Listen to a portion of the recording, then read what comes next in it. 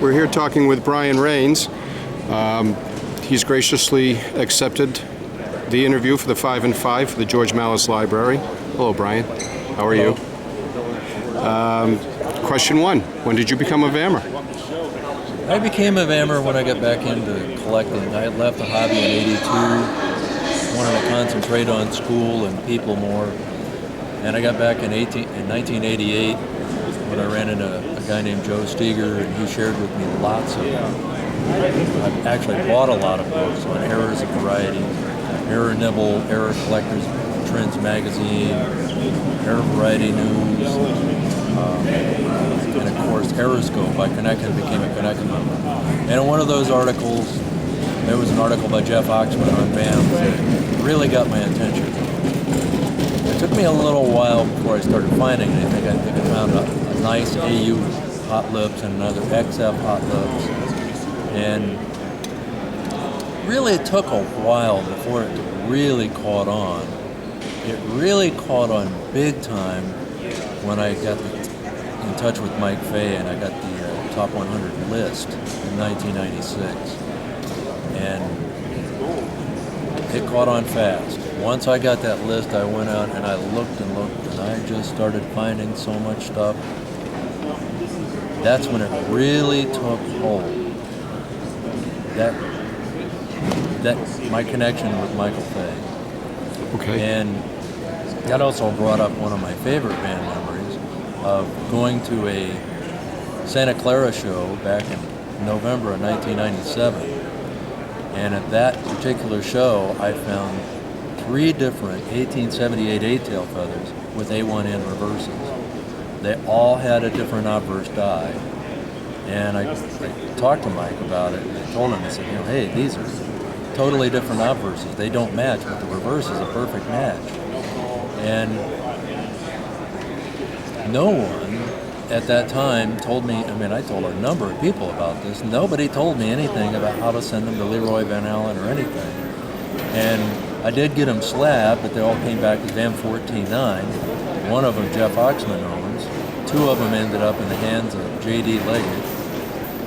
And one of them turned out to be the 14.9. One that Jeff Oxman has, I believe, became the 14.13, and the other one became a 14.16.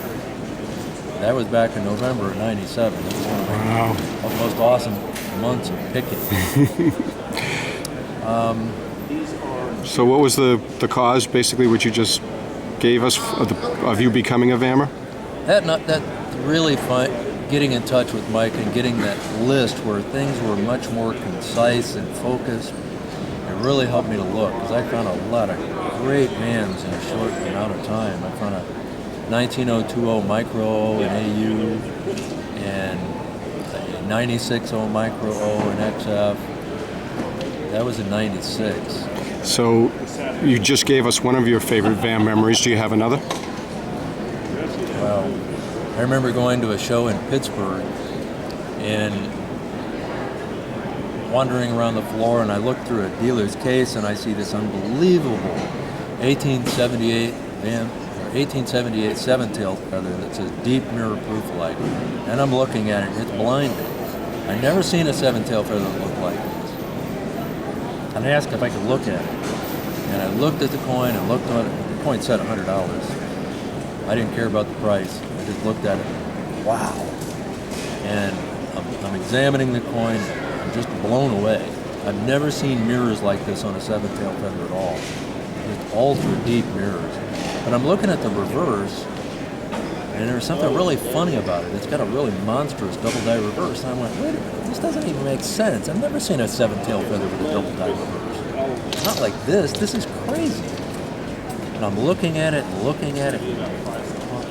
This just doesn't make sense. And all of a sudden, I looked at the tail feathers and I went, oh, it's an eight-tail feather. And then the light bulb goes on. And I looked up under the wings, it's an A1C reverse, and the other light bulb went on. I went, oh, wow. And I flipped it over, and I saw the die break through the date. It was a 14.7 and 63 dimple. And it was $100. Wow. That That was a good pick. And within a month, I found another one that graded 62 PL. Wow. What's your favorite VAM? Trying to nail down my favorite VAM is so hard. I mean, I love VAMs. I've got it. On a given day, in spite of all that I've sold, I've got over 1,000 VAMs. The 20 West Thornheads, if it's not my favorite, it's got to be right near the top. I love the Thornheads. I love how it started out with this innocuous dye, and then it was clashed, and then it was ground down, and it was clashed, and it was ground down, then it was gouged. And then it was ground down, it was gouged. And it was ground down, it was gouged. And it was ground down, it was gouged. And it went on and on and on and on until we end up with the 1B6 stage where it's ground down and it's gouged again. And it becomes a 1B7. I love that coin. I never did find a 1B3 with the thorn head sticking out of the wheat leaf. I was one of that one. But I did find the 1B1, the 1B7. I discovered the 1B4A. 4A. It's a wonderful series. 5A, 6, 3A, all of them, except for that 1B3. Advice for VAMers.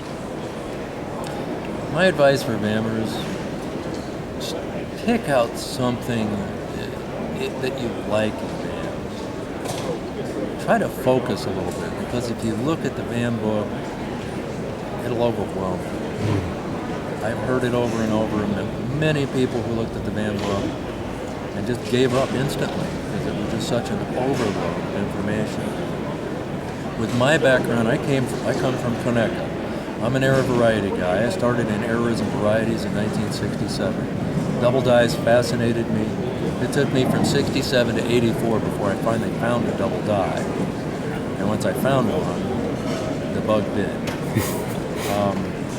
But whatever you're going to look for, narrow it down to either Peace Dollars or Morgan, and then go from there. Do you want to look for clashes? Do you want to look for double dyes? My first advice was join Conecuh. Learn about errors. That'll be valuable beyond your wildest dreams as you deal with VAMs, because you'll learn more about the dye making process. You'll learn about different types of errors, how to tell the difference between the junk and the real. And the more coins you study, it's also a good idea to look at a lot of coins in slabs, because you can tell, you'll learn a lot about grading. And if you see a coin that's in a slab, it's a scratched, it says clean, look at the slab and find out why. Where is it clean? There are some cleanings that are very subtle. There's coins with wheel marks. It'll learn to roll the coins around in the light to be able to catch what the graders saw. You really don't want to buy a coin that's clean and then find out later that it is. That can be really irritating. Unless it's a super duper VAM that just made your day. Who cares? I don't care if it's clean. I'm so excited I picked it for $30 and that's a big thing. Learning how to grade, learning the difference between machine doubling, for instance, and a true double die, and die breaks and die cracks and cuts and misplaced dates and repunch dates, and become an SSDC member and support the club. But before you go to a show, study. The last thing you need to do is go to a show, sit down at a guy's table with 1, 2, or 3 books in your lap and a laptop, and be looking and tying up a table. I've seen it happen over and over, and it makes dealers really angry. And it cuts off you, and it cuts off everybody after you. Wonderful advice. Brian, thank you, sir, very much. I appreciate your time.